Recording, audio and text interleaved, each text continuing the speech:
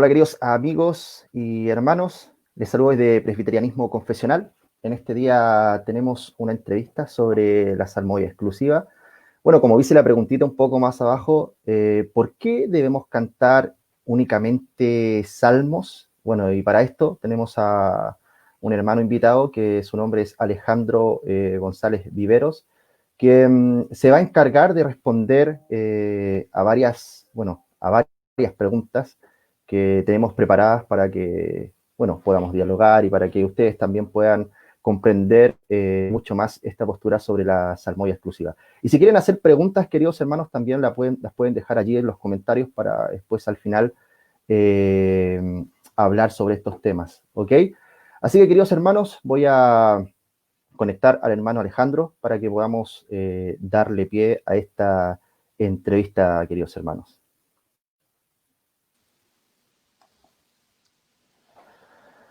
Hola Alejandro, ya estamos en vivo.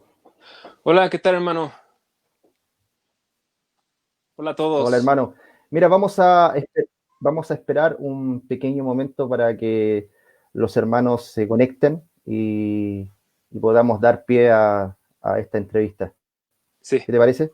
sí, excelente, no hay problema. Mira, lo que puedes hacer tú por mientras es compartir el link si lo deseas compartir en algún lugar para Ok. que... Ahí Está se ahí están en la conectando. de presbiterianismo confesional, ¿verdad? De ahí. Sí, en Presbiterianismo Confesional, ahí mismo. A ver. Bueno, los hermanos que se estén conectando, por favor, nos pueden decir si se escucha bien, si se ve bien, para poder comenzar con esta entrevista sobre la salmodia exclusiva o por qué debemos cantar únicamente salmos.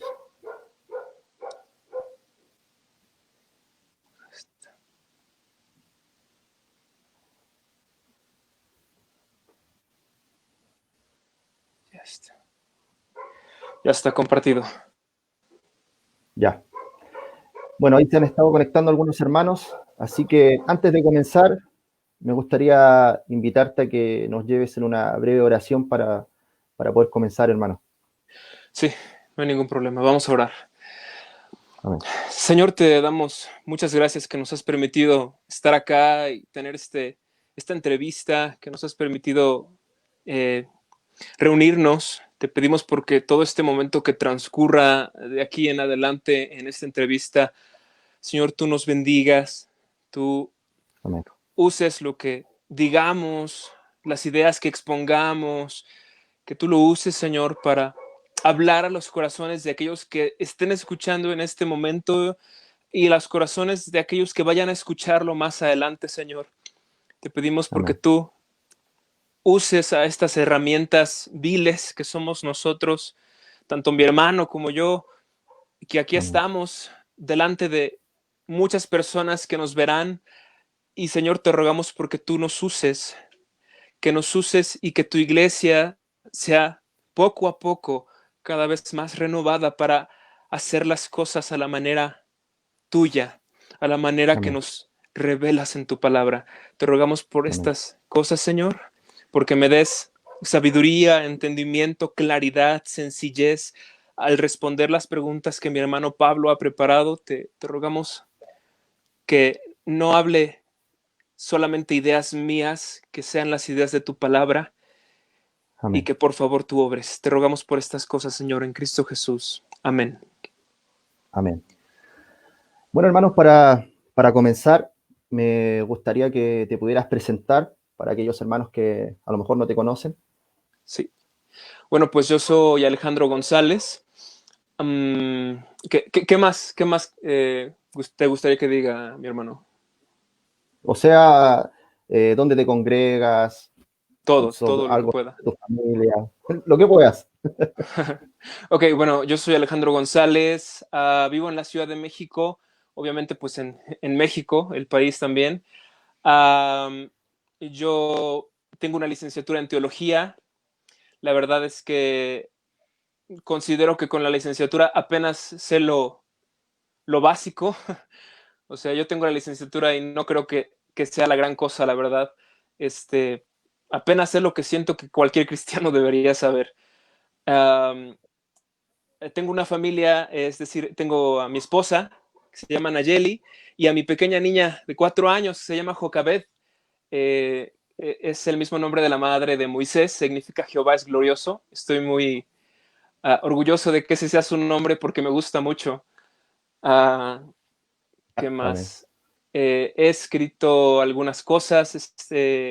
Usualmente me encuentro escribiendo cosas para la página, por ejemplo, de Fe Reformada, que es donde más se ha publicado mis escritos. Tengo algunos libros breves, realmente breves, sencillos, muy introductorios.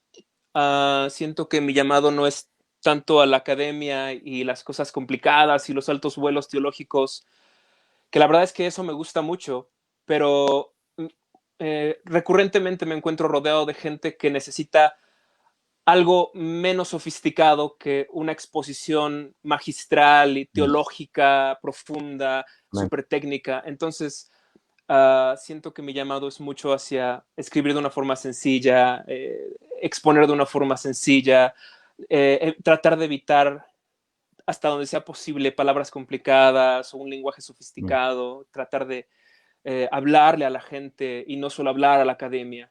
Entonces, bueno, mm. más o menos esa ha sido mi tendencia casi siempre. Amén. Amén. Sí, hermano, hemos leído varios de tus artículos que son muy, muy buenos y también los recomiendo, que están en la página Fe Reformada, ¿cierto? Sí, es correcto. Sí. Bueno, querido hermano, en este día te he invitado para hablar sobre un tema que, bueno, para algunos es un poco controversial, que tiene que ver con la salmodia exclusiva. Sí. Bueno, es más, yo puse un poco más abajo una pregunta que dice, ¿por qué debemos cantar únicamente salmos? Y bueno, para eso te he invitado, ¿cierto? Y me gustaría Sí. que, para comenzar, para darle a esta entrevista, que me pudieras definir, para que muchos pudieran comprender también sobre este tema, el principio regulador. Sí, excelente. Pues el principio regulador, creo que para aquellos que están viendo este video y que están diciendo, quizás, ¿por qué estamos empezando por ese principio si el tema se supone que era salmo exclusiva? Mm, Me gustaría decir que es vital entender el principio regulador. Si no entendemos el principio regulador y no compartimos el principio regulador, jamás vamos a llegar a la salmodia exclusiva. Sin mm, embargo, yo necesito decir que verdaderamente el principio regulador es un principio que ha estado vigente en las iglesias reformadas desde su inicio. Las iglesias reformadas desde siempre han compartido, han sostenido, han defendido el principio regulador, en ocasiones hasta bajo el mismo precio de su propia sangre. Es decir, han llegado a morir mm, por decir, en el culto, en la adoración, solo Cristo manda, solo Cristo nos dice qué hacer. Y no podemos llegar ante su altar trayendo en nuestras manos algo que Él no nos ha autorizado, ni mm, siquiera que se nos ocurra. Bueno, y por allá va el asunto del principio regulador. mm, O sea, primero quería dejar claro que no es una invención novedosa, es decir, no se nos ocurrió a nosotros. Esto ya tiene mucho tiempo el principio regulador dentro de las iglesias reformadas. Y bueno, más importante que eso, es un principio bíblico. Posiblemente, pues mm, más adelante lo vamos a ver un poco del sustento bíblico de este principio. Pero mm, entonces el principio regulador, ya para definirlo un poco más, consiste o tiene, puedo definirlo de diferentes maneras. Por ejemplo, a veces me gusta definirlo de esta manera. Dentro del culto público, si Dios no lo pidió, Dios no lo quiere. Me mm, parece una definición muy sencilla, muy breve, muy entendible para cualquiera. Y entonces es un filtro bajo el cual nosotros podemos ver el culto público y pensar, a ver, ¿queremos meter esto? ¿Queremos meter, no sé, una obra de teatro, una danza, mm, no sé, un momento en donde nos disfracemos con botargas y bailemos o algo? No sé, lo que sea, ¿no? Entonces, en mm, ese momento lo que tenemos que preguntarnos es este filtro que acabo de dar. La pregunta que debe llegar a nuestra mente es, a ver, si Dios no lo pidió, Dios no lo quiere. mm, Esa es la pregunta vital del principio regulador. Y entonces muchas veces los cristianos pues van a la Biblia y dicen, bueno, yo quiero meter esto en el culto, pero voy a la Biblia y no veo que me lo prohíba, ¿no? ¿Dónde dijo Dios, no hagan obras de teatro? ¿Dónde dijo Dios, no sé, en este caso, pues en el tema de los cantos, ¿no? ¿Dónde dijo, no canten composiciones humanas? Esa es la pregunta incorrecta. En cuanto al principio regulador, la pregunta correcta es, bueno, ¿y dónde lo pidió Dios? ¿Dónde lo autorizó Dios? ¿Dónde dijo Dios, yo quiero esto? Porque el asunto es que si él no lo pidió, ahí está el principio regulador, si él no lo pidió, él no lo quiere. Entonces, bueno, esa es la forma más sencilla que yo encuentro para hacer una definición del principio regulador. Siempre dejando bien claro el inicio de esta definición. En el culto público, no en todas partes en la vida, en el culto público, si Dios no lo pidió, Dios no lo quiere. Entonces, siempre debemos filtrar cualquier cosa que entra dentro de nuestro culto público con ese pensamiento. Y cada vez que nos veamos tentados a meter o cambiar algo en el culto, filtrémoslo con ese pensamiento. Y la verdad es que si lo hiciéramos, que muchas veces muchas iglesias que hasta se dicen reformadas, para nada tienen en mente este principio, si lo hicieran, cambiarían mucho los cultos públicos de muchas iglesias reformadas también. Tanto reformadas como no reformadas. Con tristeza digo que incluso las iglesias que se dicen reformadas olvidan este principio. Entonces, bueno, pues ojalá que pudiéramos recuperarlo. Como les comentó, hay gente que llegó a derramar su propia sangre por defender la idea de que no, en el culto solo es lo que Dios nos dijo. No voy a llegar a darle algo que Él no me pidió. Ojalá que pudiéramos recuperar eso. Bueno, y con respecto a este mismo principio regulador, ¿podrías hablar un poco sobre evidencia bíblica sobre el principio regulador? Porque claramente algunos de los que nos están viendo en este momento se preguntan lo mismo. ¿Cuál sería como la evidencia bíblica sobre el principio regulador, hermano?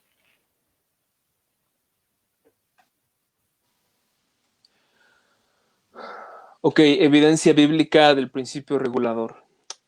Hay una serie de textos en donde podríamos decir que ahí está la evidencia bíblica. Permítanme ir aquí a mis notas. Digo, pues si no, a veces no tengo todo de memoria, pues sí dependo de estar apuntando y tenerlo ahí. Entonces, denme un momento. Ok, voy a comenzar por acá. En los textos bíblicos en donde vemos la evidencia del principio regulador, a veces vemos el principio regulador de una forma clara, y la mayoría de las veces no es así. La mayoría de las veces es alguna historia, alguna narrativa, en donde se deja claro que la voluntad de Dios es que no vayamos más allá de lo que Él ha pedido. Esta es otra manera de regulador. Yo lo he definido como, si Dios no lo pidió, Dios quiere. Otra manera de verlo es, no podemos ir más allá de lo autorizado, ¿no? Viene siendo lo mismo, la verdad, solamente dicho en otras palabras. Pero entonces, podemos los bíblicos en donde sucedió esto, que gente fue más allá de lo autorizado y Dios no se lo tomó muy bien, que digamos. Pensemos en Nadab y Abiú. Algunas personas ya con este incidente, los hijos de Aarón, fueron delante del altar, fueron allá a ofrecer un fuego que la Biblia describe como un fuego de Jehová. Si estamos un poco familiarizados con la historia bíblica, todos sabremos qué es lo que ocurrió, ¿no? Claro. Salió fuego de delante de Jehová y los consumió a los dos. Ambos fallecieron allí. Y entonces hay una cosa bien importante que tenemos que fijarnos en el texto, que el texto especifica bien claro qué fue lo que pasó.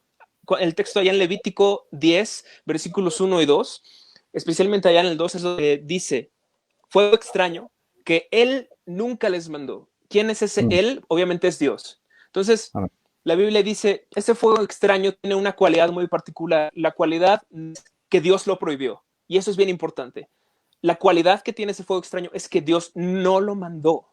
Es decir, Dios no lo pidió, Dios no lo autorizó, por lo tanto Dios no lo quiere. Y a pesar de eso, a mí me gusta mucho imaginar la escena, la verdad. Y entonces en ese episodio yo me imagino a Nadab violando, ¿no? los dos eran hermanos, ¿no? Entonces uno con el otro diciendo, oye hermano, pues me encontré esto, ¿qué te parece si lo ofrecemos allá en el templo? Y a su hermano, no, pues no lo sé, habría que ver si está prohibido en la ley de Moisés, ¿no? Y el otro respondiéndole, pues ya la chequé, ya vi la ley de Moisés y no, no hay prohibición, ¿no? Parte donde Dios diga que no debemos ofrecer esto. Y el otro respondiéndole, no, pues si no está prohibido, pues seguro podemos hacerlo. Y allá yendo tontamente a ofrecer ese fuego extraño, ¿no? Bajo Claro. la premisa de no está prohibido, no pasa nada, Dios prohibió, entonces no pasa nada. Esa sería la premisa equivocada. La Navia View, en vez de pensar en términos de Dios no lo prohibió, debieron haber pensado, bueno, Dios no lo pidió. Y si Dios no lo pidió, Él no lo quería. Y bueno, posiblemente les quedó claro demasiado tarde, porque Exacto. ya para cuando lo ofrecieron y el fuego los consumió, pues ya no había una segunda oportunidad. Dios dejó muy claro que Él no estaba agradado de que se le haya ofrecido algo que Él no autorizó. Entonces, ese es nuestro primer incidente. Es muy contundente, la verdad. Es muy que algunas personas lo piensan, lo razonan, lo comprenden y se les hace como algo muy frío de parte de Dios. ¿Cómo es posible? Dos inocentes que llegaron tratando de un poco con la adoración a Dios y Dios respondiendo de esta manera. ¿Qué Claro. pasa con Dios, no?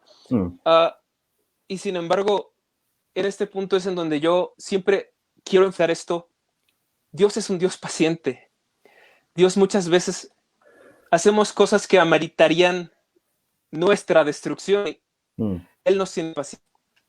Pero si hay momentos en la Biblia en donde la paciencia de Dios se acabó en un instante, esos momentos son los momentos en donde los hombres introdujeron en su adoración elementos no autorizados. Siempre, o más bien, la mayoría de esas ocasiones en donde la paciencia de Dios se acabó en un instante, fueron ese tipo de ocasiones, cuando introdujeron ilícitamente al culto de Dios elementos que él no había pedido. Bueno, ahí tenemos el ejemplo de Nadab y Abiú, y me gustaría mencionar unos cuantos más.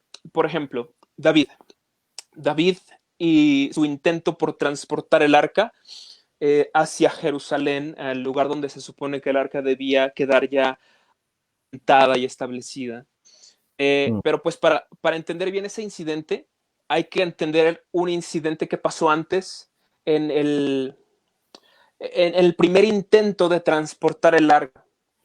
¿Me Claro. explico? Sí. Este primer incidente se encuentra allá en... Dime. No, nada, nada. Ah, perdón, ¿no me ibas a decir nada? Está bien. Este primer incidente se encuentra allá en Primero de Crónicas. Es cuando intentan transportar el arca allá a Jerusalén.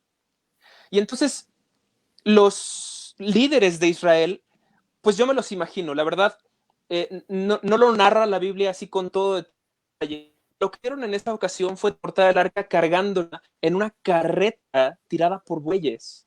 Entonces ya se imaginarán la carreta, encima el arca del pacto, ese artefacto sumamente sagrado, y por delante, no sé, me imagino un par de bueyes, ¿no? Ahí caminando lentamente, el pueblo celebrando en fiesta, todos contentos, wow, el arca va a ser transportada al lugar donde debe estar, todos gozando, con un espíritu festivo.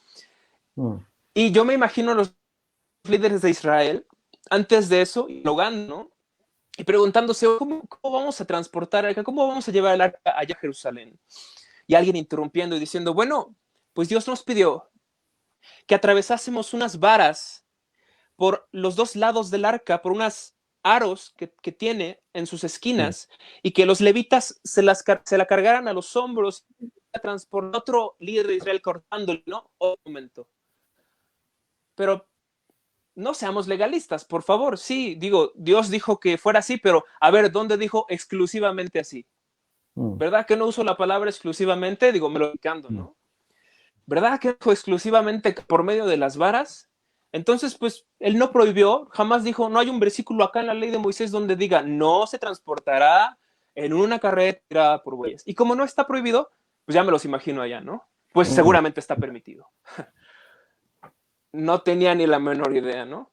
O sea, ya constantemente y yendo a transportar el arca, según solamente porque Dios no prohibió que fueran una carreta tirada por bueyes. Y ya, ahí van. Entonces, ¿qué sucede? Sucede que un levita que iba en la parte de atrás cuidando el arca, un levita llamado Usa, en un momento dado los bueyes tropiezan, la carreta empieza a tambalearse, el arca empieza a deslizar hacia afuera de la carreta, a punto de caer al suelo sucio, al lodo, impensable, ¿no es cierto? Entonces, Usa se acerca, extiende la mano, toca el arca, todos sabemos qué pasa en ese instante. Dios lo fulmina, ¿no? Claro. O sea, cualquiera pensaría que Dios desde el cielo iba a enviar una voz, gracias, Usa, por tu acto heroico. No pasa eso. Dios lo fulmina en ese instante manifestando su ira porque no se están haciendo las cosas como deberían, no se está transportando su arca, lo mandó. Y sí, él no dijo exclusivamente por medio de las varillas. Efectivamente, él no usó la palabra exclusivamente. Sin embargo, en asuntos de su adoración, ¿cuánta cosa? Él no quiere que nosotros nos desviemos ni a derecha ni a izquierda, que no le sumemos, que no le restemos, que no hagamos nada más que exactamente lo que él nos dice. Y lo que encontramos nosotros cuando vamos al segundo incidente, cuando David por segunda ocasión intenta transportar el arca, y entonces David se para delante de sus hermanos, líderes de Israel, y les dice algo bien importante. Déjenme leer el versículo porque este es muy bueno.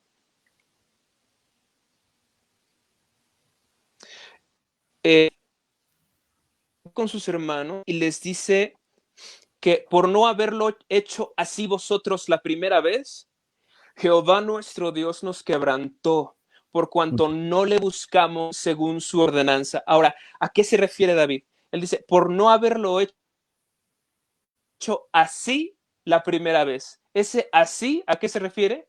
Transportado el arca como debíamos. Transportado el arca, pues nos pidió que lo hiciéramos. Y él dice, como no lo hicimos así, Jehová nuestro Dios nos quebrantó. ¿Por qué? Por cuanto no le buscamos según su ordenanza. Y esa última frase es vital. David dice, el problema no fue que hicimos algo prohibido. ¿Cuál fue el problema?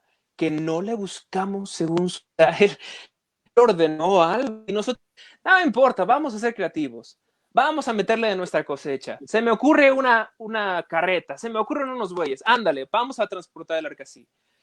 No se les ocurrió, pues bueno, David después aprendió la lección y dijo, es que debíamos hacerlo según su ordenanza, no según nuestra propia imaginación. David aprendió su lección en ese momento. Y ahí está, nuevamente, el principio regulador, como les digo, no está así como expuesto de una forma como un principio, ¿no? Este es el principio regulador, obviamente no, pero por las palabras de David, por los sucesos que encontramos, vemos claramente que lo que Dios está queriendo decirnos es, no quiero que me adoren de una forma en que yo no he pedido. Bueno, solamente voy a dar un texto bíblico más, podría dar muchos más, pero no quiero que se haga demasiado pesado. Sí hay muchos más, pero hay que hablar del tema de la salmodia. Entonces, uno más nada más. Deuteronomio, capítulo 29, capítulo 12, versículos 29 al 30. Les comento. En este texto, Dios está hablando acerca de la adoración que Él quiere que le den a Él, ¿no? El Dios de Israel. Dios está hablándole a su pueblo, a Israel. Y está en este contexto de adoración y les empieza a hablar de los pueblos vecinos y de cómo los pueblos vecinos de Israel, adoran a sus propios. Y entonces, acerca de este tema, Dios les dice en el versículo 29, no preguntes acerca de sus dioses, diciendo, de la manera que servían aquellas naciones a sus dioses, también les serviré. Diciendo, no imites la forma de adorar que ellos tienen, la forma en la que ellos adoran a sus dioses. Por favor, no quiero que tú me ves así. No quiero que tú trates de parecerte a ellos en la forma en la que veneran ellos a sus propios dioses. Entonces, obviamente, está en un contexto de adoración, un contexto de culto público. Y entonces, dentro de ese contexto, es donde al final ya del capítulo encontramos el versículo más vital para nuestro punto. El versículo es ese donde Dios dice lo siguiente: cuidarás de hacer lo que yo te mando, no añadirás a ello, ni de ello quitarás. Mm. Dios no está hablando en ese texto de toda la vida, de todas las cosas. Por el contexto en donde está ese texto, Dios está hablando de su adoración. Es claro, está en ese contexto específico. Dios está hablando de su culto. Dios está hablando de su culto religioso especial en él y su pueblo. En ese momento, en ese contexto, en ese ámbito, es donde él dice, ¿sabes qué? Allí es donde yo no quiero que tú añadas ni que tú quites. ¿Qué es lo que tienes que hacer? Haz nada más o menos que lo que yo te pido. Y eso es el principio regulador en pocas Mm. palabras. Y ahí está. Posiblemente ese es el texto que deja más claro el principio regulador, en mi opinión, donde ya no es una historia, ya es tal cual, así. Por Mm. favor, ni más ni menos, solo haz lo que yo te pido. Entonces, básicamente esa es la idea del principio regulador. Si Dios no lo pidió, por favor, tú no lo hagas, porque Claro. no te lo pidió. Entonces, bueno, hasta ahí quedaría mi evidencia bíblica para no dar mucho más, para que no se haga muy largo el punto, este punto. Sí. Bueno, mira, hemos estado hablando, bueno, tú has estado hablando sobre el principio regulador y, bueno, y evidencia bíblica también. Pero muchos no se sujetan al principio regulador, sino que hablan del principio normativo. Y me gustaría que pudieras hablar un poco sobre el principio normativo y a la vez también nos puedas vincular un poco a la evidencia bíblica, al principio normativo, para no profundizar mucho y no irnos tan lejos.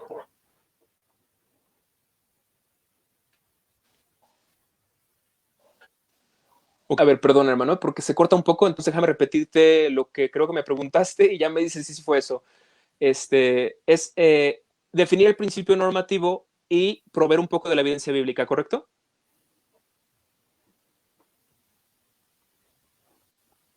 Ah, gracias. Sí, el principio normativo básicamente es como el opuesto al principio regulador.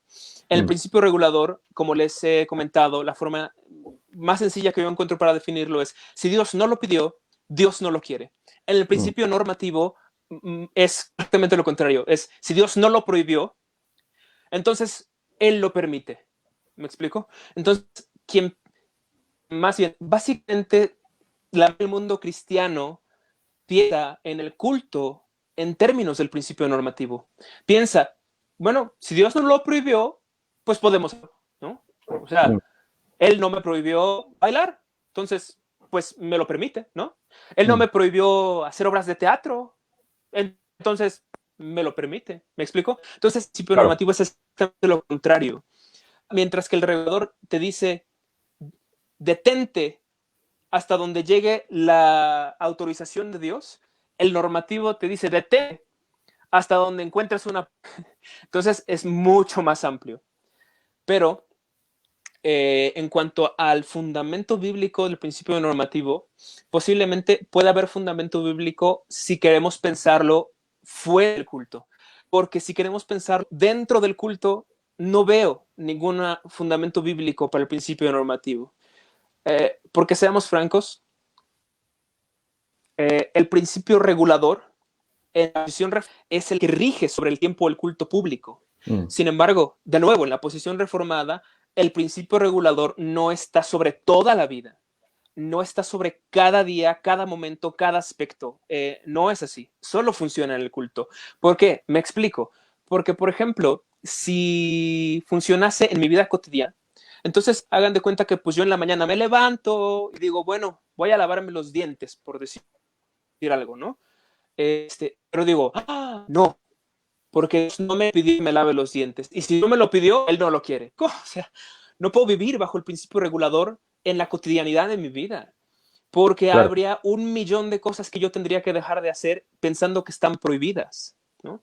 Entonces, no, el regulador funciona dentro del contexto del culto público, pero ahí sí, el principio normativo funciona en mi vida cotidiana. En mi vida cotidiana, allí sí, si Dios no me lo prohibió, todavía es permisible, obviamente, siempre y cuando esté dentro de los principios bíblicos, sea algo que glorifique a Dios, lo haga de una forma correcta, no pecaminosa, obviamente, siempre y cuando cumple ese tipo de requisitos, puedo hacerlo y va a ser legítimo. Entonces, principio regulador para el culto público, principio normativo para el resto de mi vida. En cuanto al fundamento bíblico, pues sencillamente lo que podemos decir es que las directrices acerca de hacer nada más y nada menos que lo ordenado por Dios se encuentran solo en contextos de culto público y no se encuentran nunca en contextos fuera del culto público. Si así fuera, entonces tendríamos un principio regulador para toda la vida, pero ese no es el caso. Claro. Ahora voy a pasar a otra pregunta, ya como introduciéndonos poco a poco a la salmodia exclusiva, ¿cierto? Así que la pregunta es esta. ¿Cuáles son los rastros históricos del canto de salmos en la iglesia?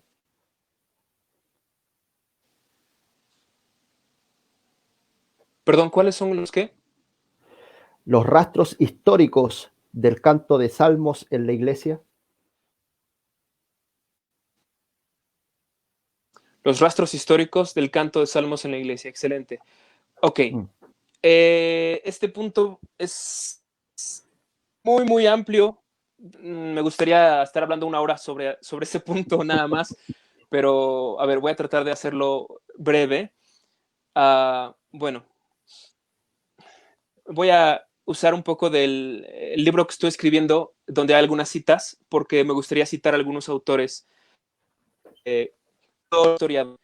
Yo estudio teología, obviamente conozco un poco de la historia de la iglesia, pero no es mi mayor fuerte, entonces yo descanso sobre los hombros de gente mucho más capaz que yo para dar fiabilidad a estos puntos, ¿ok? Por eso es que quiero citar gente.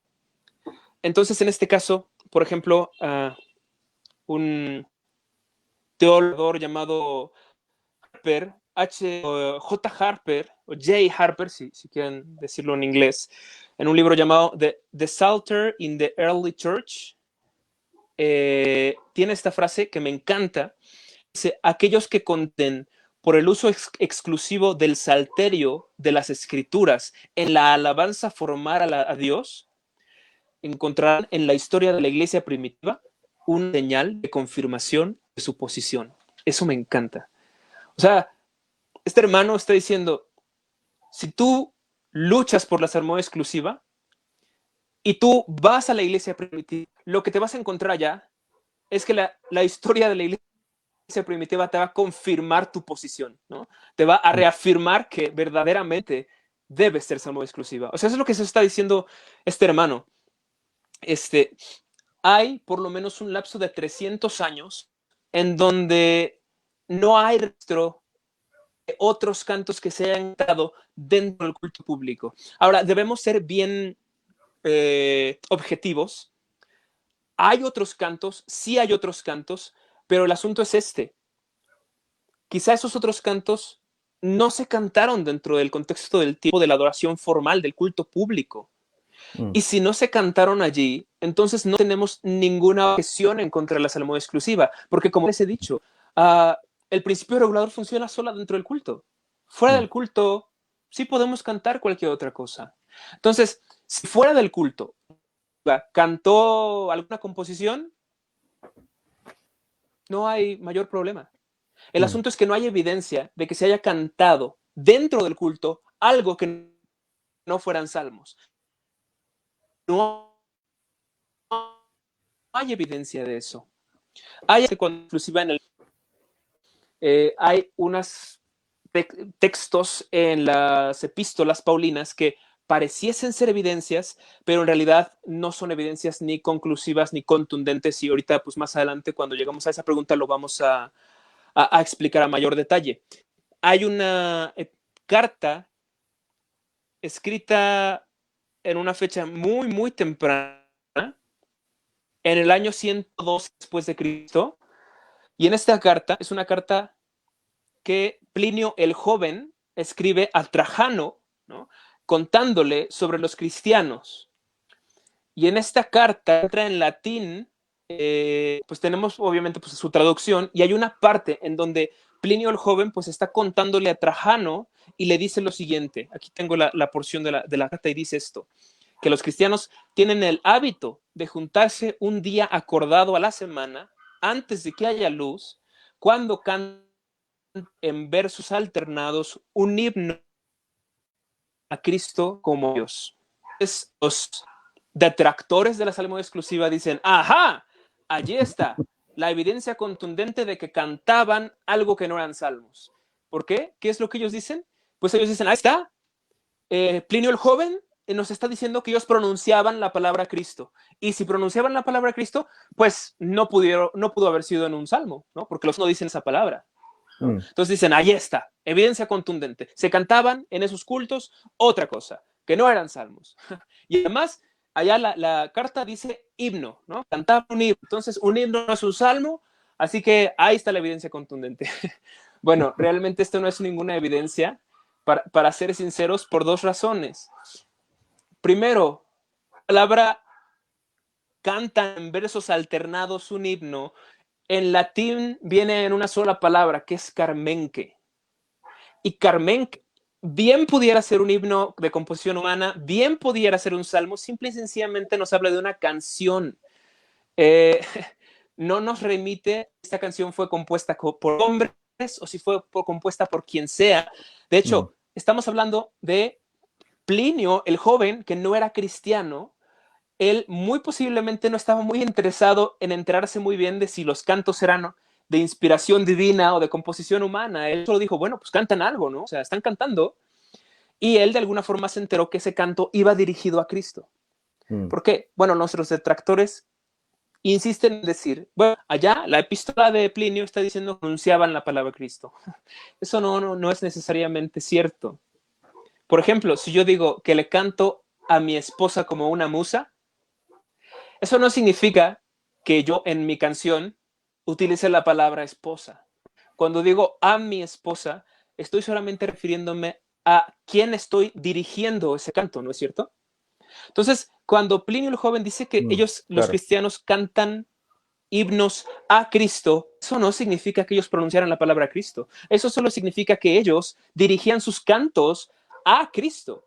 Y lo más posible, lo más probable, también para el año donde datada esa carta, lo más probable es que ellos estuviesen cantando los salmos del Antiguo Testamento y dirigiéndolos a Cristo, entendiendo que Él es Dios. Y por eso Plinio dice que cantan un himno a Cristo como a Dios. Entonces, en realidad esta no es una evidencia, no es una evidencia para nada contundente en contra de la salmodia exclusiva. Sin embargo, lo que sí es una evidencia es que no hay registro de ningún canto fuera de los salmos que fuese cantado durante por lo menos 300 años de la iglesia, ¿no?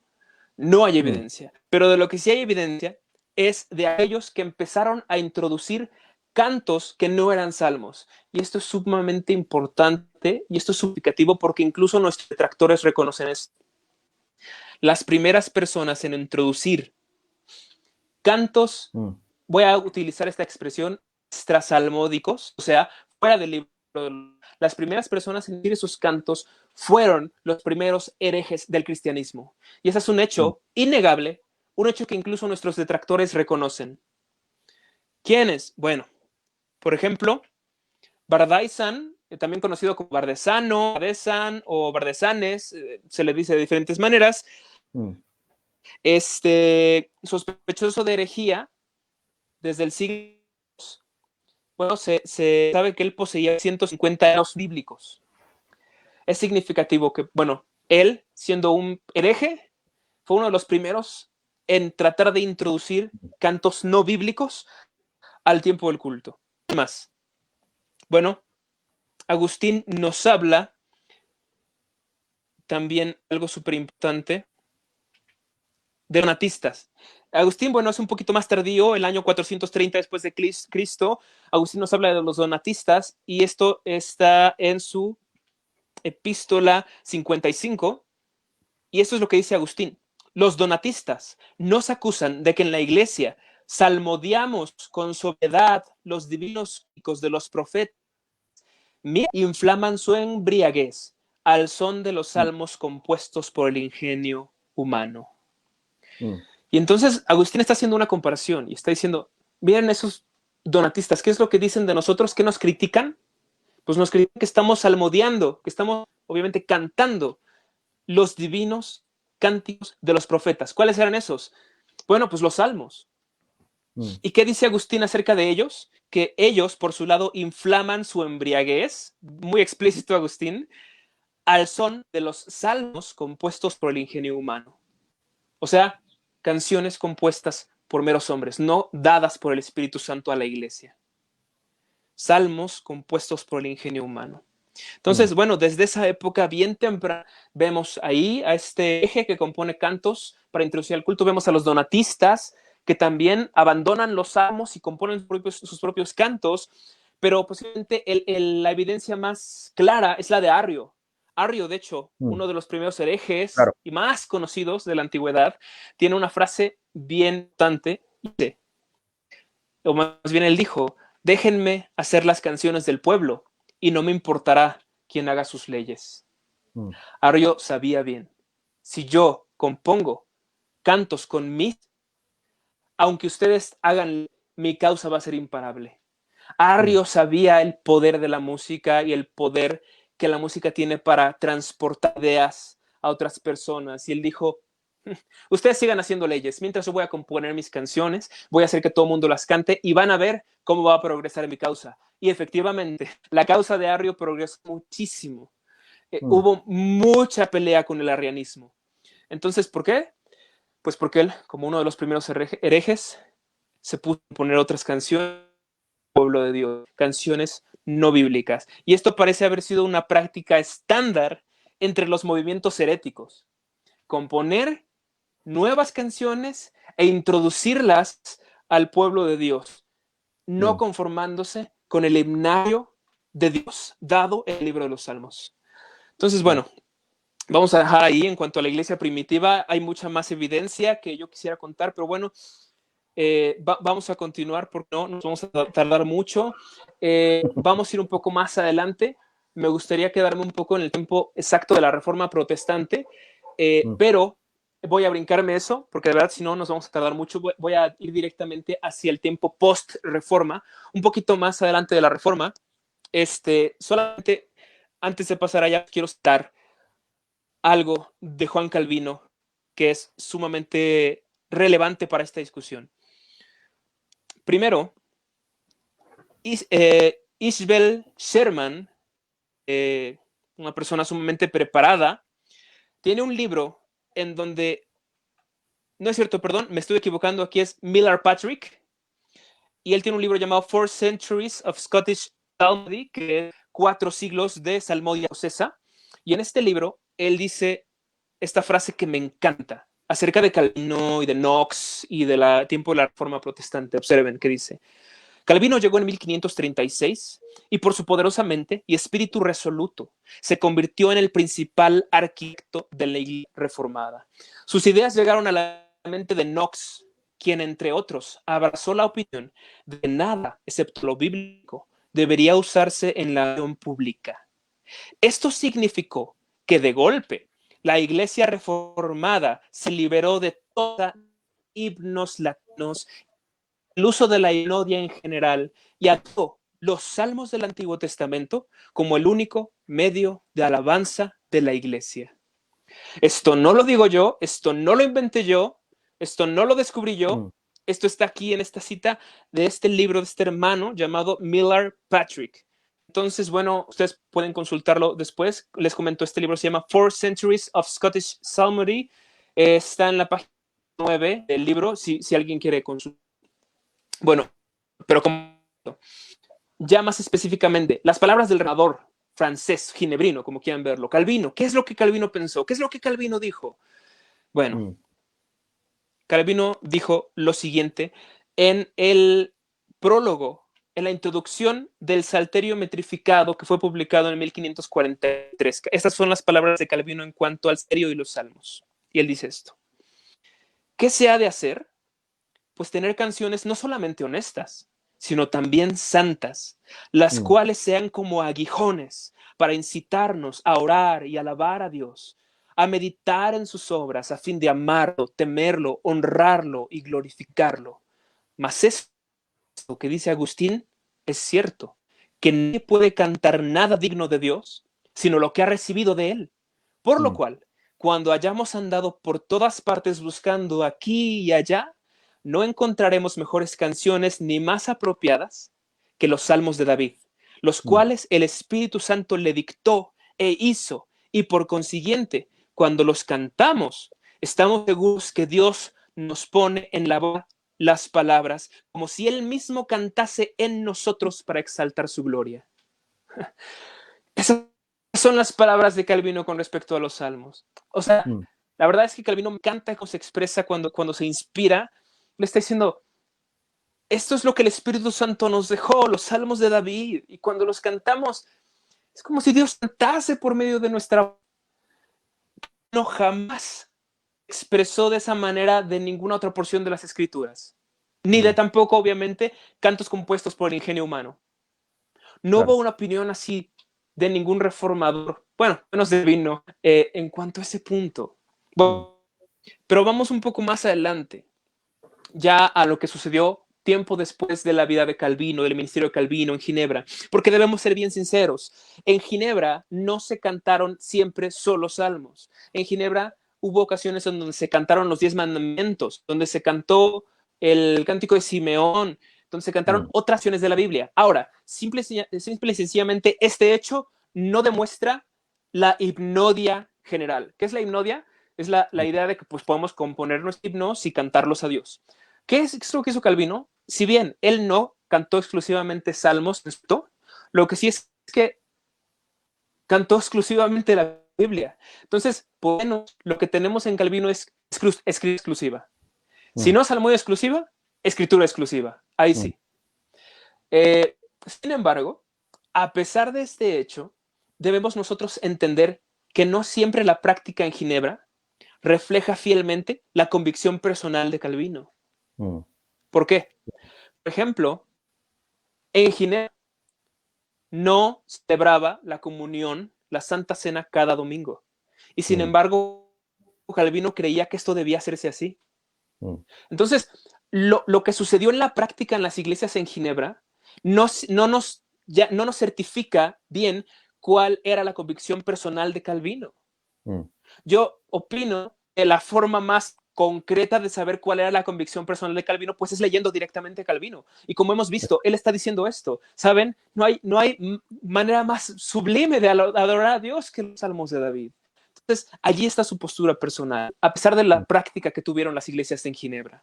Pero bueno, ahora sí, perdónenme, ahora sí vamos al tiempo después de la reforma ginebrina, los reformados que surgieron después. Específicamente, pues posiblemente el documento que refleja con mayor fidelidad el pensamiento del desarrollo formado es la Confesión de Fe de Westminster. Claro. Y en la Confesión de Fe de Westminster debemos aceptar que es una confesión que adopta salmodia no exclusiva, por lo menos que recomienda el canto de los salmos. ¿Por qué? Bien, cuando nosotros vamos allá al capítulo de la religiosa, notamos, perdón, para ser más específico, es el capítulo 21, inciso 5, y en este inciso dice esto: son partes de la normal adoración religiosa a Dios, la lectura de la Biblia con temor piadoso, ahí va una, la santa predicación y el escuchar la palabra, ahí va otra. Más adelante, el canto, esa es buenísima, el canto de los salmos, con gracia en el corazón, ahí va otra. Y la última, así como también la debida administración y la digna recepción de los sacramentos instituidos por Cristo. Entonces, ¿qué está haciendo la confesión allá? Está dando una lista de los elementos legítimos para la adoración a Dios. Y entre ellos, cuando menciona el canto, no dice solamente el canto con gracia en el corazón. Particulariza. Ahí tiene y dice el canto de algo en específico, el canto de los salmos. Exacto. Por lo menos 121 está de acuerdo que quedara de esta manera, el canto de los salmos. Ahora, para este punto, los detractores de la salmodia exclusiva suelen argumentar diciendo, bueno, a ver, detente. Lo que pasa es que en aquel tiempo la palabra salmo podía ser utilizada tanto para los salmos bíblicos como para cualquier otro canto de composición humana. Entonces, no vamos a ver a qué se refería Westminster cuando pusieron allí el canto de los salmos. Me encanta esta objeción porque es muy fácil de desmantelar. En realidad, cuando nosotros leemos a las personas que escribieron, o más bien los teólogos que estuvieron involucrados en la redacción, la aceptación de la Confesión de Fe de Westminster, vemos que hay una abrumadora cantidad de personas que en cuanto a esa palabra pensaban exclusivamente en el libro de los Salmos del Antiguo Testamento. ¿Por qué? Bien, ¿qué es lo que hay que hacer? Bueno, cuando vamos a esa frase, el canto de los Salmos, y vamos al versículo que están remitiendo de Westminster, el versículo que nos remite en la escritura, la confesión, es el versículo en donde se habla de salmos, himnos y cánticos espirituales. Son dos textos, de hecho, uno en Colosenses y otro en Efesios. Entonces, tenemos esos textos en donde se habla de salmos, himnos y cánticos espirituales. Entonces, la pregunta más vital en este punto es, bueno, ¿y cómo entendían los teólogos de aquella época la expresión salmos, himnos y cánticos espirituales? ¿Cómo la entendían? Bueno, debemos ser francos. Algunos sí entendían tres de cantos, ¿no? Tres géneros de cantos. Los salmos del Antiguo Testamento, himnos de composiciones espirituales que pues quién sabe qué hacer, la verdad, pero no eran salmos. Pero hay una abrumadora cantidad de teólogos que entendieron esta expresión, salmos, himnos y cánticos, como una expresión compuesta para referirse exclusivamente al libro de los salmos. Tengo una lista de citas de teólogos, hermanos, que están defendiendo la idea de que esa expresión significa el libro de los salmos. Me gustaría leer algunas de estas citas. Por ejemplo, tenemos una cita aquí de Thomas Manton y él dice, bien, estas que son la división conocida de los salmos de David y que responden a las palabras hebreas Shirim, Tehilim y Mismorim, por las cuales los salmos se distinguen y titulan, utilizadas con tanta precisión por el apóstol en ambos lugares. ¿Cuáles son ambos lugares? Efesios y Colosenses. Bueno, claramente no señalan al libro de los salmos. Ahí está Thomas Manton diciendo, cuando Pablo dijo esto, estaba hablando del libro de los salmos. ¿Quién más? Déjenme ver de qué me gustaría leerles. En este caso sería de un hermano llamado Edward Late. Este hermano en 1650 escribió esto. Así como el apóstol nos exhorta a cantar, nos instruye sobre cuál debería ser el contenido de nuestro canto, a saber, salmos, himnos y canciones espirituales. Estos tres son los títulos de las canciones de David, tal como nos las entregó el mismo Espíritu Santo. Entonces ahí está. ¿Qué está diciendo este hermano? Pues esos son tres títulos para el libro de los salmos. Claro. Bueno, pues hay una abrumadora cantidad de teólogos que nos están diciendo esa expresión se refiere al libro de los salmos. Ahora entonces, si los hermanos que escribieron, que referenciaron con esos textos, creían que esos textos se refería exclusivamente a salmos, entonces nos deja claro que es lo que ellos tenían en mente cuando colocaron la palabra el cantar de los salmos en la confesión de fe. ¿A qué se referían? Pues al libro de los salmos. Exacto. ¿No? O sea, eso es lo que ellos entendían con esa referencia bíblica.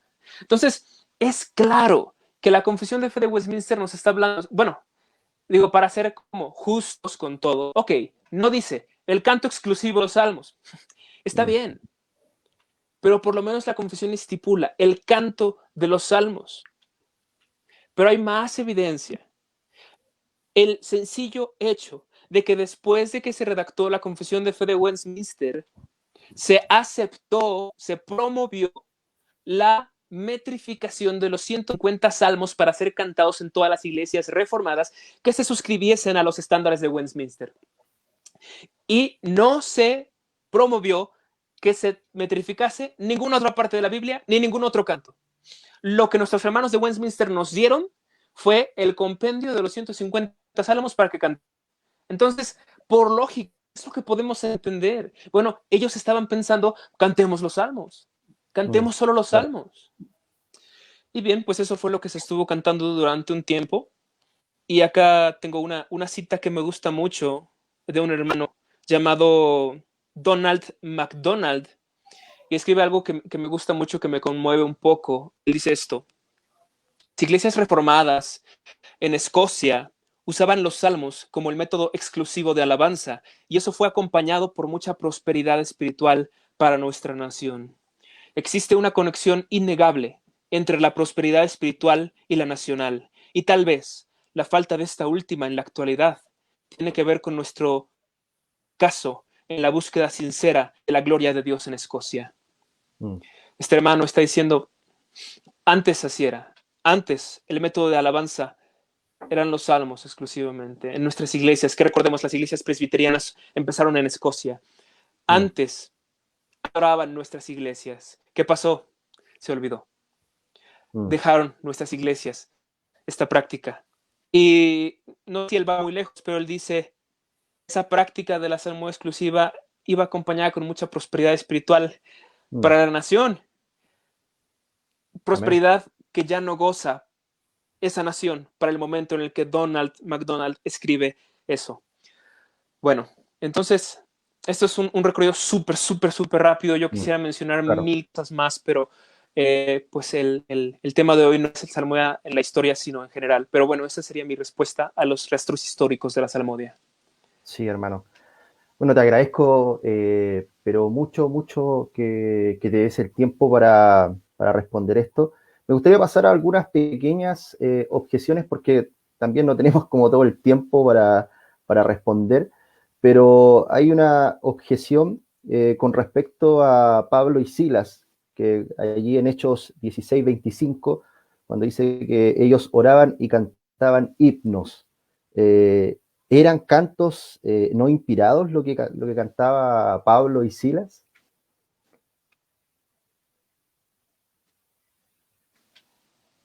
Uh -huh. Ok, tenemos que tratar de no interpretar la Biblia eh, adjudicándole a las palabras el entendimiento actual que nosotros tenemos de las palabras. Yo sé que en nuestra época, cuando decimos himno, pensamos, obviamente no es un salmo, porque es un himno. Bueno, Claro. ese es nuestro entendimiento actual. En la época bíblica no era así. Mm. En la época bíblica, cuando hablaban de un himno, bien podía estar hablando de un salmo. Mm. ¿Por qué? Por ejemplo, tenemos el ejemplo de Jesús con sus discípulos en la última cena. En esta última cena, antes de que ellos saliesen del aposento alto, pues a lo que resta de la historia en el huerto del Getsemaní y todo lo demás, dice la escritura que ellos cantaron un himno.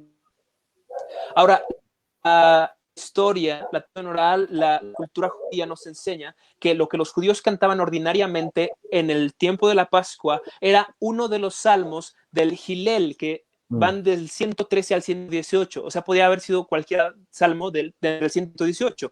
Ordinariamente, los hebreos cantaban un salmo de esos, o todos, en el tiempo de la Pascua. Entonces, cuando se introduce esta idea de que los discípulos y un himno y después salieron, lo más posible es que estemos hablando de que ellos cantaron un salmo entre el 113 y el 118. Y si Mm. Jesús hubiese introducido un elemento extraño, un canto compuesto por seres humanos, muy posiblemente los evangelios hubiesen registrado tan, ¿no? Porque es muy notorio el hecho de que los evangelistas registran el hecho tan de pasada, tan como algo tan conocido entre judíos, pues nos apunta el hecho de que ellos seguramente hicieron lo que los judíos siempre hacían, que era Mm. cantar un salmo de entre el 113 y el 118. ¿Y cómo se le llamó ese salmo? Se le llamó himno. Mm. La Biblia habla de salmos refiriéndose a ellos como himnos. ¿no? Mm, Lo mismo vemos en la expresión compuesta de salmos, himnos y cánticos espirituales que nos encontramos en Colosenses y en Efesios, que como ya mm, vimos, por lo menos muchos de los teólogos en Westminster interpretaban esa expresión como una referencia al libro de los salmos. Entonces, si la claro, Biblia interpreta la misma Biblia, cuando nosotros vamos al incidente de Hechos y vemos que dice que ellos cantaban un himno, no podemos ya de facto concluir, no era un himno. Simple y sencillamente no procede de esa manera, ¿no? Ok, podemos dar el privilegio de la duda, decir, bueno, igual y sí, sí, pero no es seguro, por un lado. Y por otro lado, no estaban en un culto público cuando ellos cantaron eso, lo cual hace que sea totalmente irrelevante en la discusión de la salmodia exclusiva. Porque los que defendemos la salmodia exclusiva decimos que la salmodia exclusiva aplica en el culto. Y si cantamos un himno fuera del tiempo del culto público, pues no pasa nada. Una persona de la salmodia exclusiva va a decir, no, está mal cantar un himno fuera del culto público. No. Entonces, si Pablo y Silas cantaron un himno en la cárcel y no en un culto público, pues la verdad no interfiere mucho con la postura. claro, claro. Bueno, también algunos dicen, o muchos hablan, de que las escrituras hablan repetidamente de cantar un cántico nuevo para hablar la composición de himnos. ¿Cómo respondes a esto?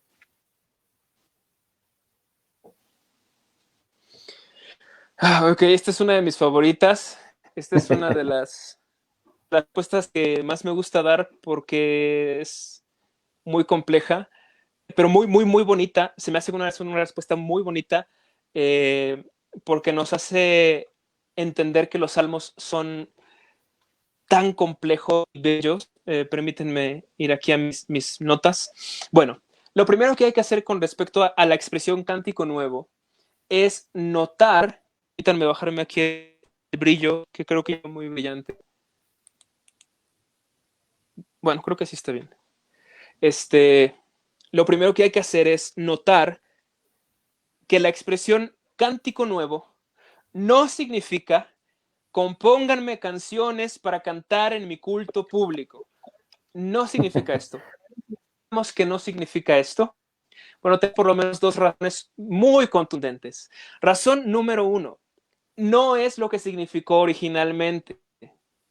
Es decir, cuando los levitas en el tiempo del Antiguo Testamento cantaban, cantado un cántico nuevo, ustedes hermanos, de verdad, creen que David estaba pensando, ay, qué bueno, estoy diciéndole a todos los israelitas que compongan más cánticos para que nos ayuden en la adoración.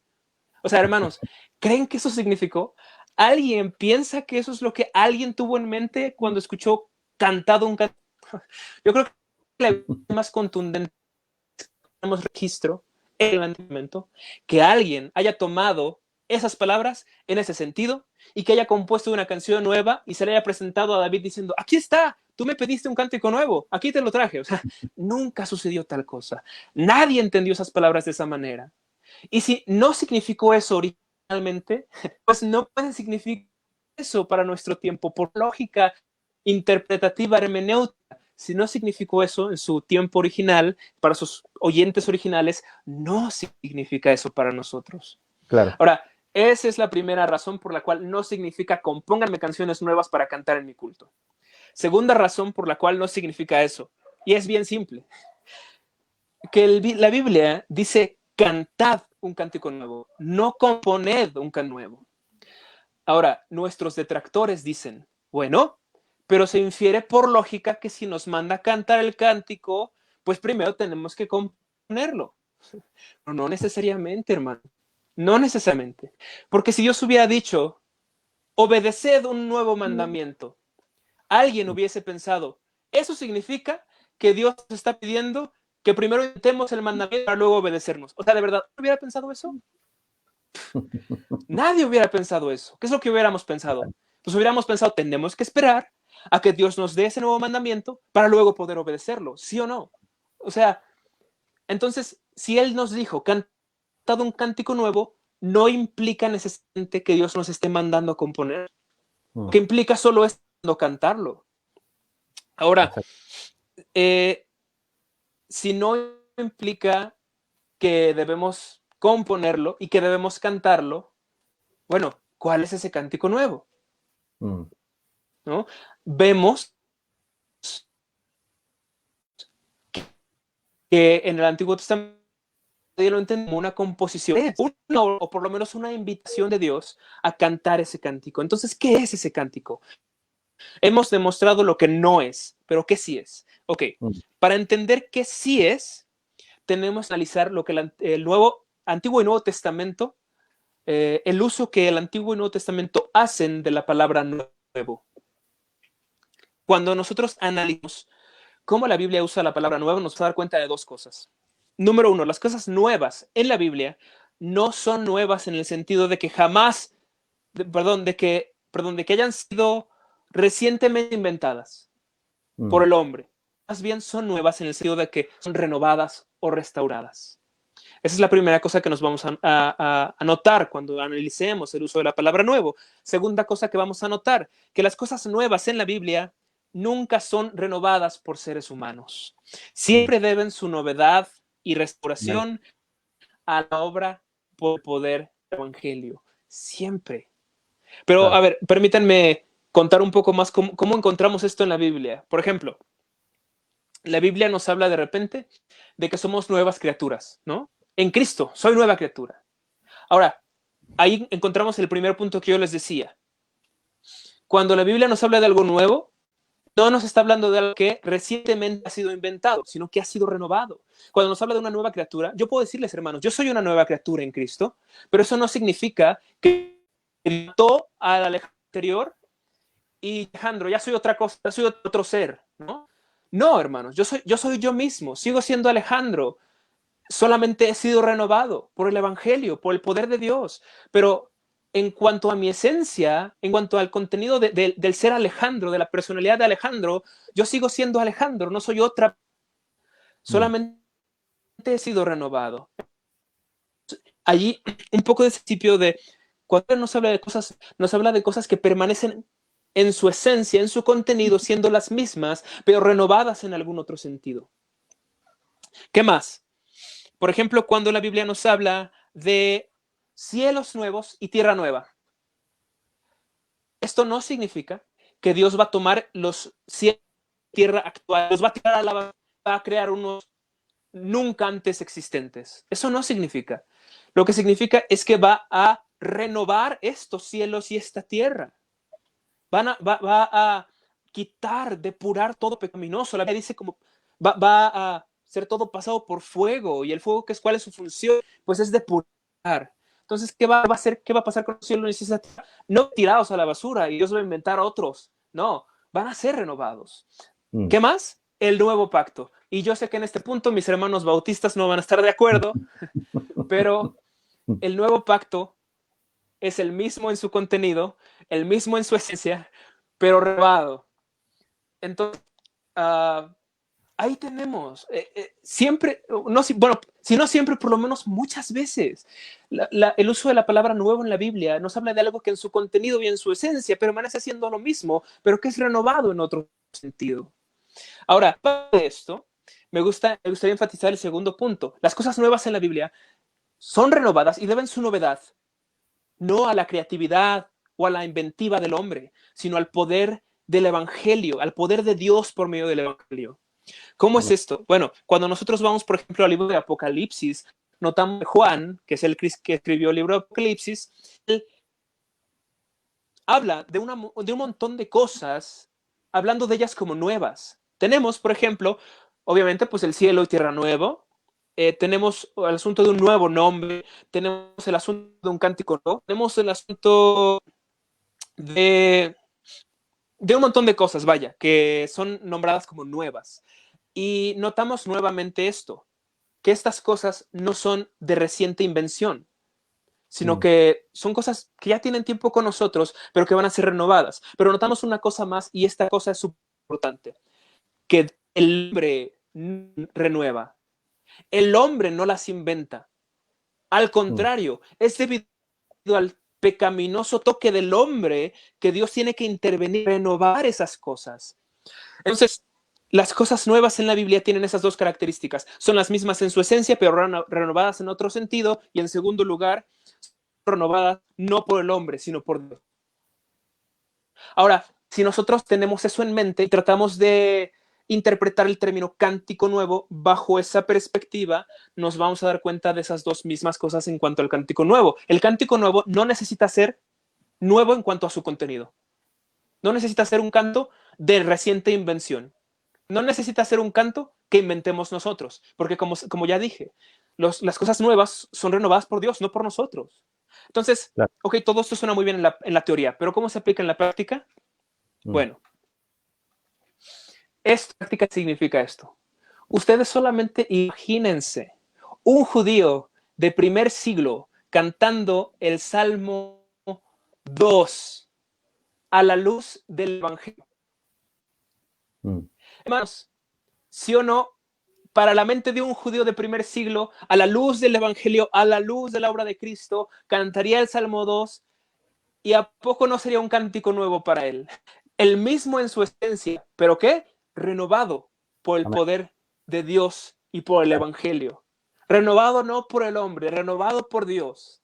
Exacto. Y cada uno de salmos en la mente de esos judíos que siempre, años, siglos, cantándolos y sin entender realmente su esencia, llega Cristo, echa la luz de su evangelio hasta todo el Antiguo Testamento y un judío ahora canta ese mismo salmo de siempre, pero nota algo, ese salmo ya no es el mismo, ¿no? O sea, lo cantó durante toda su niñez, lo recitó 1000 veces, pero ahora lo está cantando y dice, es que es un cántico nuevo, un cántico renovado por Dios. Exacto. Entonces, los salmos del Antiguo Testamento, por excelencia, son los más excelentes cánticos nuevos de Dios. Allá tenemos los cánticos nuevos, no renovados por el hombre, renovados por Dios, no diferentes en contenido, los mismos en contenido, los mismos viejos cánticos de Dios de siempre, pero renovados por el Evangelio. Bueno, esa sería la respuesta. Tengo una pregunta que va un poco más allá. O sea, ¿cuál es el motivo que produjo un alejamiento a la salmodia exclusiva? ¿Crees que puede ser el rechazo a la suficiencia de la escritura o algo por el estilo?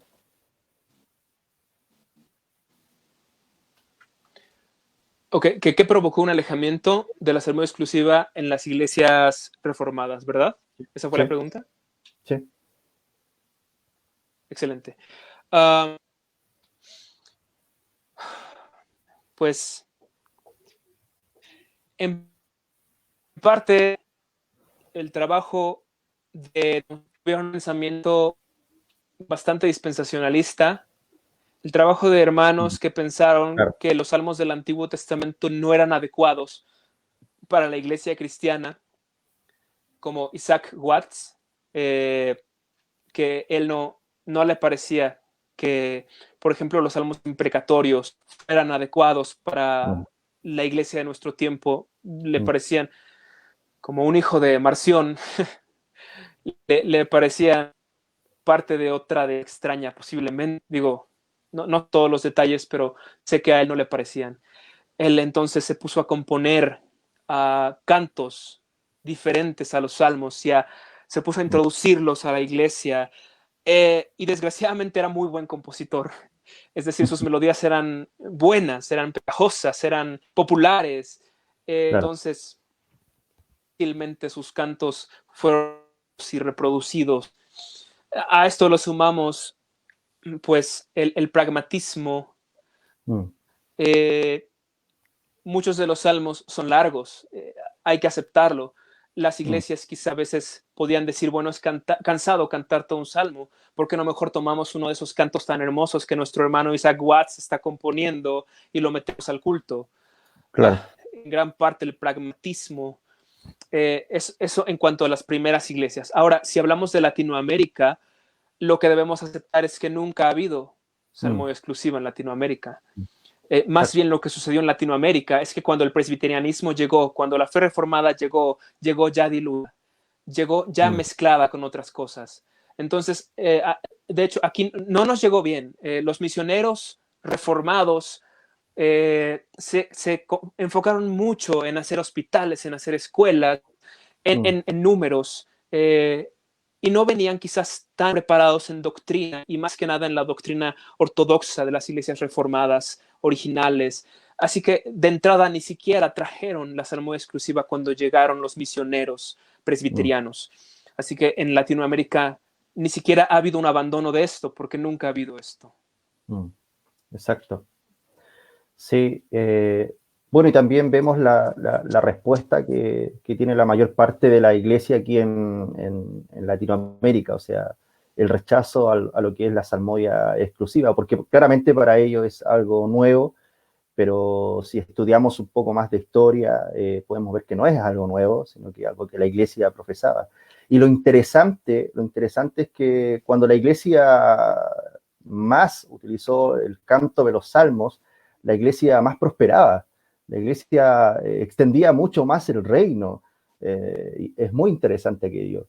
Entonces, creo que es una práctica claramente que debemos volver a adoptar, una práctica piadosa, una práctica que provoca también que la palabra de Dios quede grabada en nuestro corazón y en nuestra mente.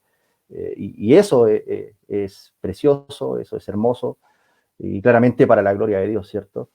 Bueno, quiero hacerte una pregunta que nos hizo un hermano acá, que dice esto. ¿La salmodia exclusiva se debe extender al culto familiar?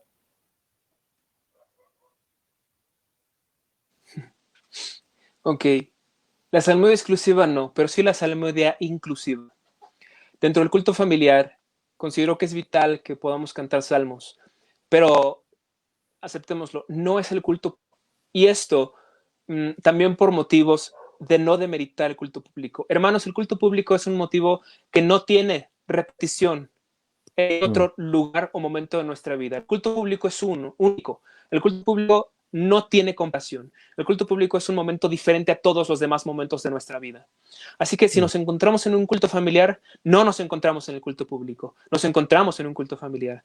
¿Es importante adorar a Dios con salmos? Sí, pero no podríamos poner el principio regulador dentro del culto familiar. Y como no podemos poner el principio regulador, tampoco podríamos obligar la salmodia exclusiva dentro del culto familiar. Como les comento, lo que sí es salmodia inclusiva. ¿Qué significa esto? Salmos sí, pero también puedes incluir otras cosas, otros cantos para enseñar a tu familia, para enseñar a tus hijos alguna verdad bíblica, alguna historia, alguna cuestión que quieras transmitir por medio de un canto.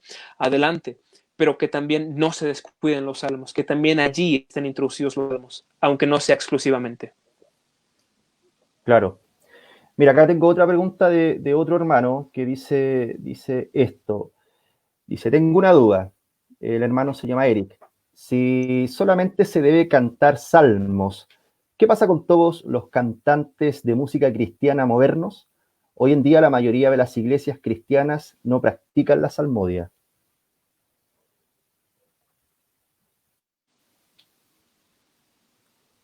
Bueno, es una pregunta muy abierta, pero bueno, ¿qué pasa con ellos? Pues pasa que están yendo más allá de lo autorizado por Dios.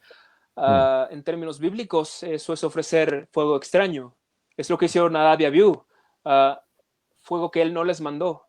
La gente que en culto a Dios le ofrece cantos que no son los salmos, básicamente es lo mismo. Dios estaría como con Nadab y Abiú, Dios pensando, pues, yo no pedí eso, yo no les dije que me trajeron eso, y aquí vienen. Es simple y sencillamente eso. Y si quieren que sea totalmente franco, porque muchas veces surge la pregunta, hermano, ¿entonces es pecado ofrecer cantos que no sean salmos en el culto público? La respuesta más directa es sí, hermanos. Sí considero que lo es. Sí considero que lo es. Quisiera poder ser más pastoral en esta respuesta, poder ser más sensible, poder ser más blando, pero no hay manera blanda de decir esto. Lo es ofrecer fuego extraño delante de Dios. Dios no quiere esos cantos. Es tan pecado como ofrecer una obra de teatro en el culto público o una danza en el culto público o si quieren predicar rapeando en el culto público, lo que quieran. Son cosas que Dios no pidió. mm, Él no las quiere. Y mm, la gente en ese punto suele decir, bueno, si Él no las quiere, entonces ¿por qué no le hace como Jonadab y Abiú y nos mata en ese momento? mm. Bueno, hermano, ten cuidado, no provoques a Dios. Exacto. Si Él no lo hace, eso no significa que no provoque ira en Él. Mm, Él es paciente, hermanos, Él es paciente y lo ha sido mucho tiempo. Ha sido mm, paciente durante muchísimo tiempo. Así como con el pueblo de Israel, ustedes recordarán, hermanos, el pueblo de Israel cuántas veces estuvo alejándose de Dios y Dios pacientemente enviando profetas a decirles, pueblo, regresen, pueblo, vuelvan a Dios.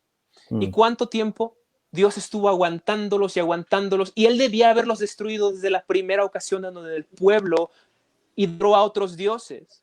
Y Dios no mm, lo hizo. Dios fue paciente.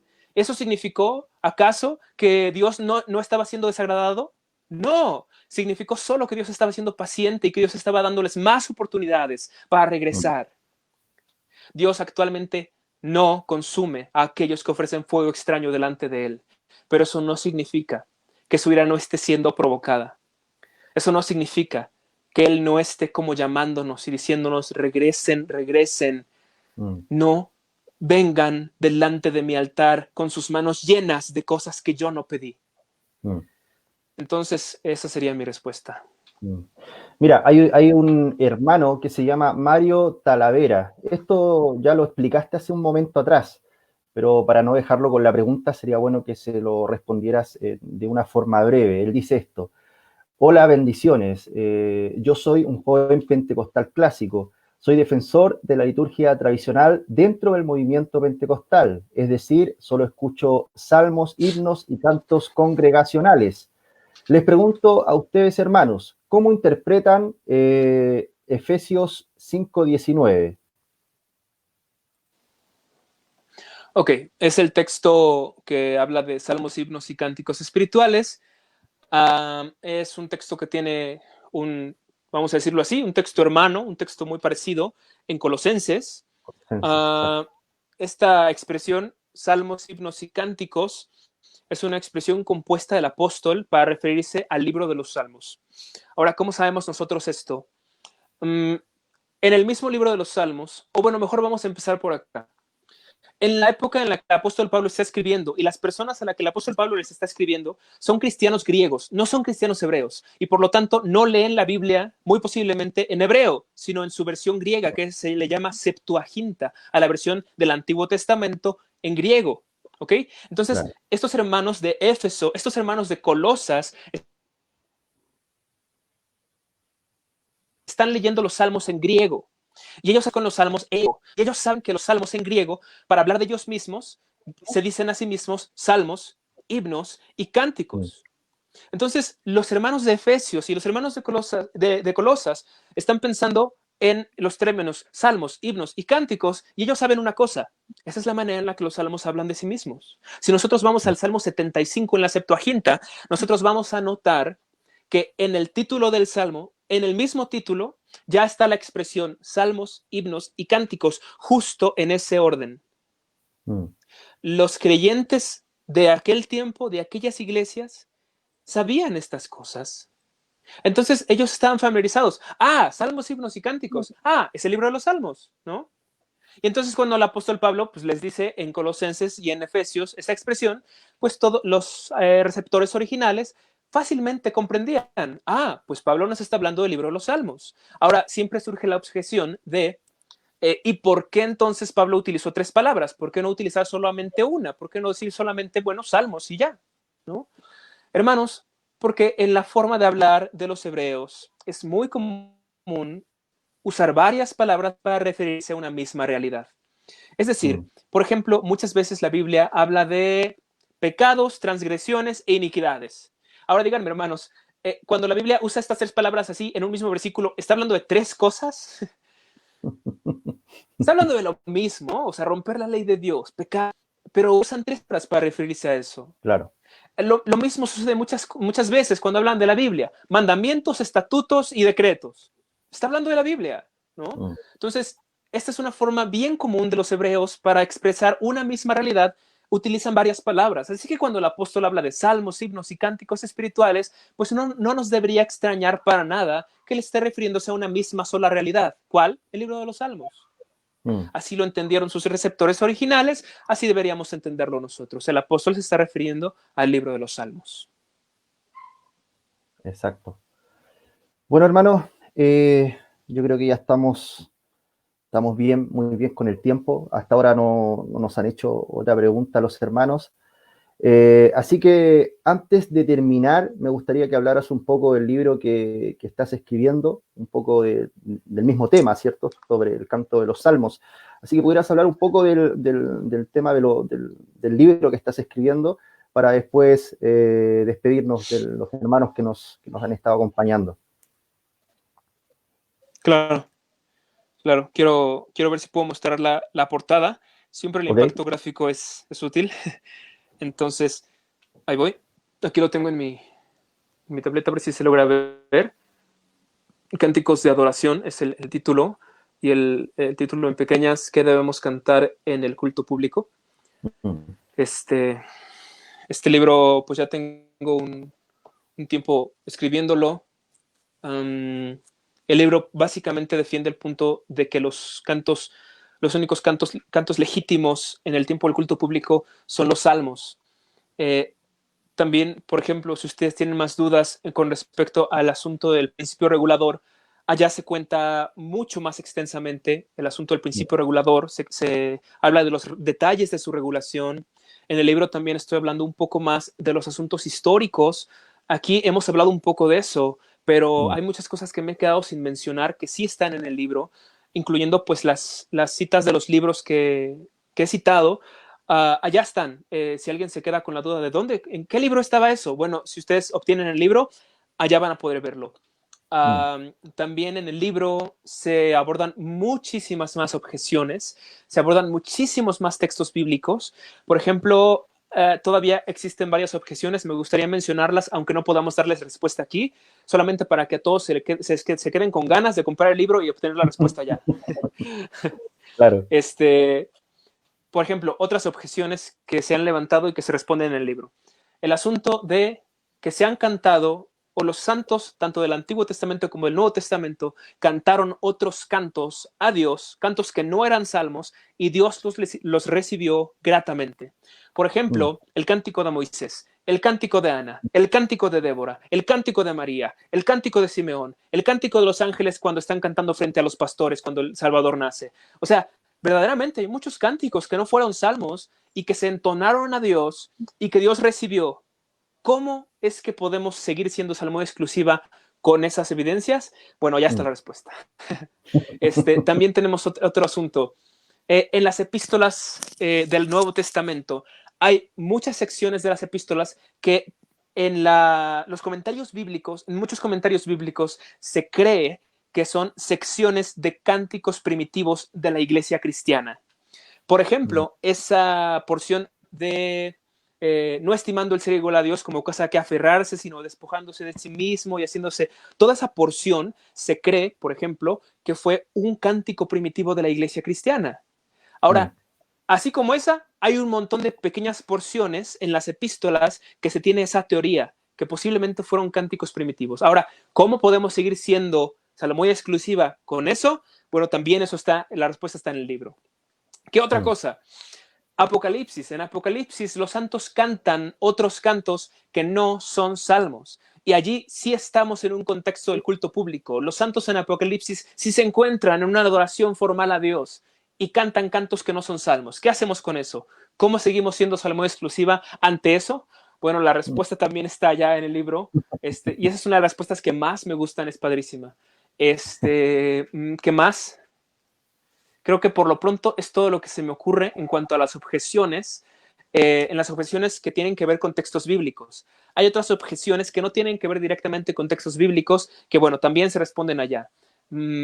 Por ejemplo, la muy frecuente objeción de, bueno, es que si cantamos salmos, no vamos a poder cantar el nombre de Cristo. Bien, también allá está la respuesta en el libro que estoy escribiendo. Muy brevemente, la verdad, pero ahí está la respuesta, porque sinceramente no me parece una objeción muy fuerte. hay otras objeciones que no tienen que ver con textos bíblicos que igual se responden en el libro. Entonces, hermanos, si ustedes quieren tener ya las respuestas más completas, más documentadas, con el testimonio de otros hermanos para certificar y que no digan, no, pues solamente Alejandro cree esas cosas. No, no, no, hermanos, para nada. A mí no me gusta predicar de cosas que se me hayan ocurrido a mí. A mí no me gusta exponer ni propagar cosas que se me salgan de mi mente. No me gusta eso. Yo siempre prefiero decir, esto no lo inventé yo, esto no inició conmigo, yo solamente se los estoy compartiendo. Esto lo pensaron muchos hombres antes de mí, mucho más capaces, mucho más piadosos que yo. Yo solamente Mm, soy el canal, en este caso, para que ustedes lleguen a conocer lo que estos hombres pensaron, defendieron y creyeron. Entonces, pues allá está en ese libro ampliamente expuesto.